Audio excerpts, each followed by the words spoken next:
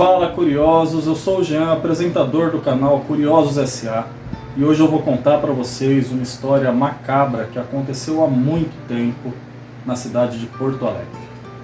Essa história é muito conhecida como o crime da Rua do Arvoredo ou como o caso do açougueiro de Porto Alegre. A história é protagonizada por José Ramos, mas tem seu início muito antes.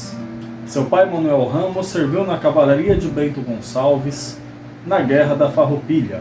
Porém, ele desertou e fugiu para Santa Catarina, onde fixou residência com sua esposa, Maria Conceição. E foi nessa residência que nasceu seu filho José Ramos. José Ramos adorava ouvir as histórias do pai sobre os conflitos da Guerra da Farroupilha, mas demonstrava um especial interesse nas histórias mais pesadas, especialmente nas histórias das degolas, quando os inimigos eram capturados e degolados. Histórias essas que José Ramos gostava de saber com detalhes.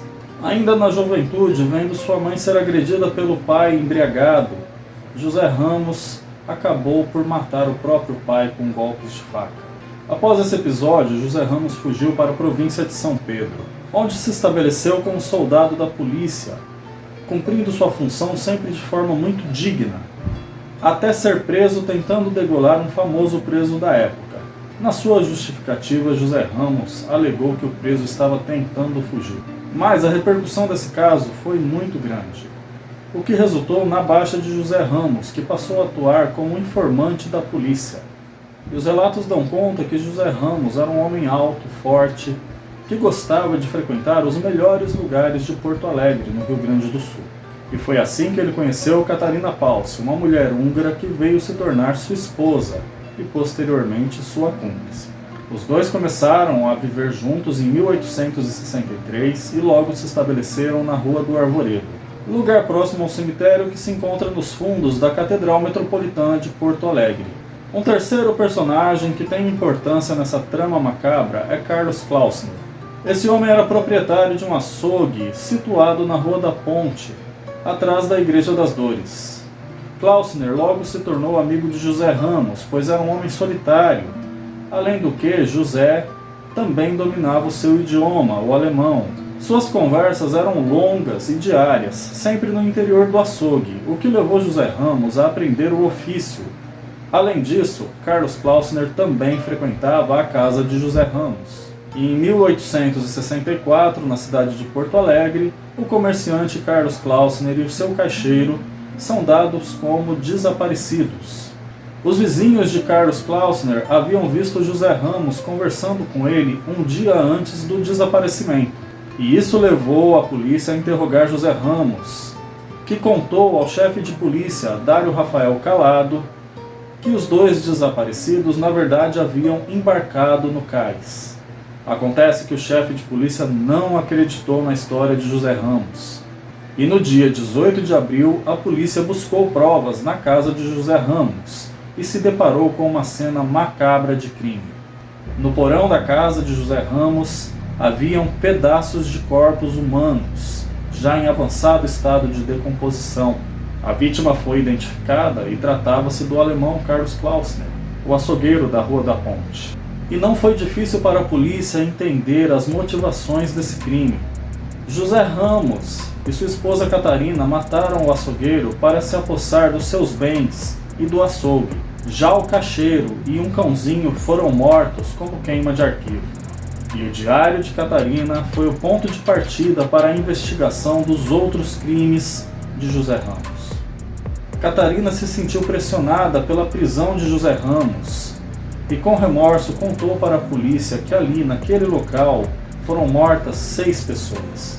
E o mais macabro dessa história é que essas pessoas foram transformadas em linguiça pelo agora açougueiro José Ramos.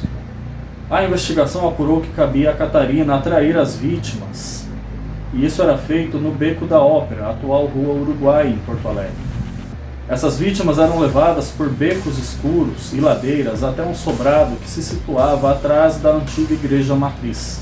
E nessa casa as vítimas eram degoladas, esquartejadas e descarnadas.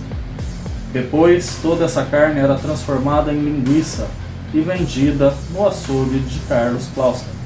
Segundo registros da época, a carne era muito bem aceita, em sua grande maioria consumida pela burguesia da cidade. Mas as surpresas desse caso não terminam por aí. Consta que Carlos Klausner, na verdade, foi o mentor da ideia de fazer linguiça com a carne das vítimas de José Ramos, pois essa seria a melhor maneira de impedir que esses crimes fossem descobertos. Essa revelação colocou o chefe de polícia numa situação complicada. Por um lado, resolvia o caso dos desaparecimentos, mas por outro, José Ramos era o seu informante e recebia um salário por isso. Mas, naquela época, além de chefe de polícia, ele acumulava também a função de juiz de direito e deu o seu jeito para que o nome de José Ramos não fosse vinculado ao seu nome como informante da polícia.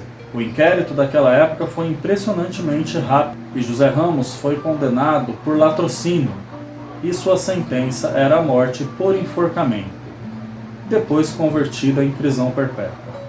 Já Catarina foi condenada como cúmplice e sua sentença foi de 13 anos de prisão. Boatos dizem que esse crime chamou a atenção do mundo todo.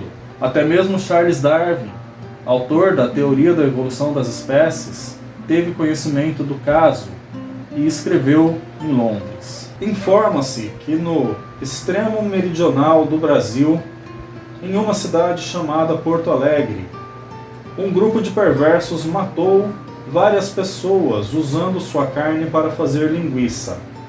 E não só a comeram, mas induziram os habitantes a comê-la. O temor de que a humanidade perca sua posição nobre e volte à bestialidade é infundado. Regressões ocasionais sempre ocorrerão. Há chacais adormecidos em cada homem.